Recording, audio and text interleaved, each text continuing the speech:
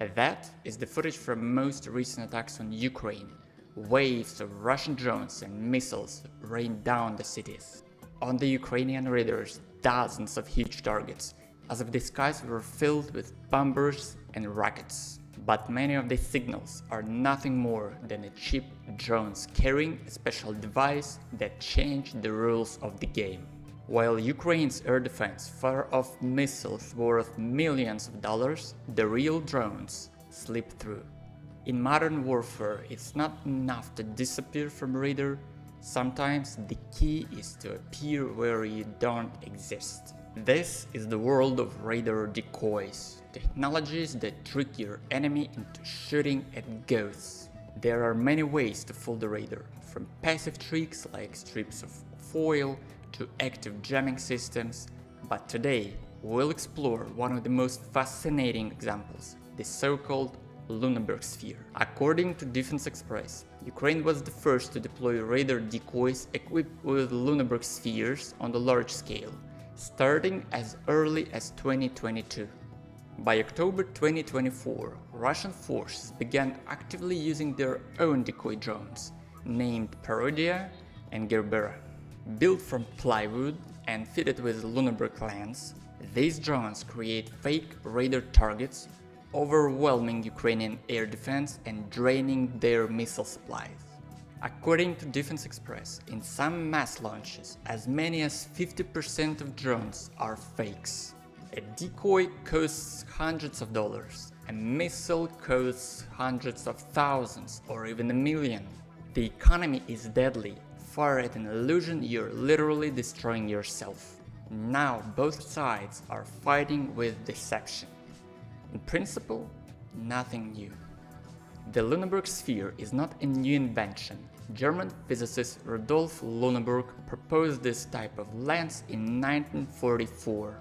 By the 50s and 60s, it found its application in form of target for training air defense crews. Such a sphere consists of multiple concentric layers with different dielectric permittivities. Dielectric permittivity is a parameter related to optical properties of the material. It determines how an electromagnetic wave behaves when it enters that material.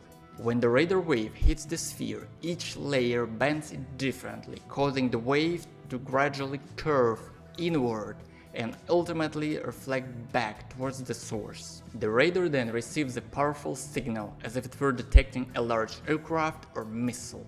Mount one of these on a small drone and it will appear like a strategic bomber. In fact, the sphere fundamentally changes the drone's radar cross-section. The radar cross-section is the property related to the object's ability to reflect radio waves. Essentially, the Lüneburg Sphere works like a three-dimensional radar lens. Instead of scattering, the energy of the radio wave is focused and reflected back. Different wavelengths interact with different layers in different ways, bending at different angles. This allows the sphere to be tuned for a specific radar frequency band. The more precisely the dielectric layers are engineered, the stronger the reflection and the larger the object will appear on the radar screen. The principle is both simple and elegant, high school optics. The same laws of refraction and reflection only apply to radio waves instead of visible light. When light enters a medium that is optically denser, it bends, and the same happens here with radio waves. The idea of deceiving radar is almost as old as radar itself. In 1943, the British introduced window, clouds of thin aluminum strips dropped from bomber. On enemy radar, they appeared as the fleets of aircrafts.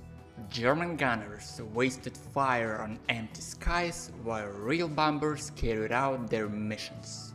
In 1982, during the Falklands War, the British again used decoys to defend against Argentine Exocet missiles guided by radar. As for Lüneburg lenses, they've also been installed on stealth aircrafts like F-117 or F-35, making them visible to civilian and allied radars during training, for example. But in Ukraine, these decoys have found a new life. not on billion-dollar jets, but on cheap, expendable drones. With the introduction of the F-117, the first United States stealth aircraft to be mass-produced during the Gulf War in 1991, the primary goal was to disappear from the radar. Today, more and more often, the goal is the opposite: to make the enemy see what isn't really there. With the advent of cheap drones, the radar decoys have become just as important a weapon as stealth itself. Because in a world where a missile costs $1 million and a decoy costs 100, victory goes to the one who can force the enemy to fire into empty space. And what's most interesting, in the past, such technologies were in the hands of governments and major corporations. Today, they are accessible to almost anyone who can assemble a drone from the off-the-shelf parts and attach to it a 200-gram sphere. This is, in a sense, a true revolution in aerial warfare. In a new kind of war, the winner is not always the stronger, but the one who lies more convincingly on the enemy's radar screen. We live in an extraordinary time. Artificial intelligence is bringing long-dead people back to life. When watching a video, it is no longer always clear whether you are seeing something true or something that is generated by a neural network. Entire illusory realities are being created in the news of different countries, in fact in all countries. History is being rewritten, and now every nation has its own version. Deception is everywhere, and it seems that the war of the future is also apparently the war of illusions.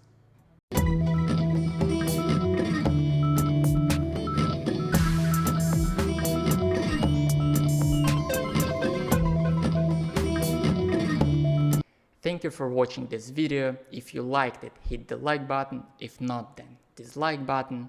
Leave your comments, your opinion is very important for me. And see you in the next story.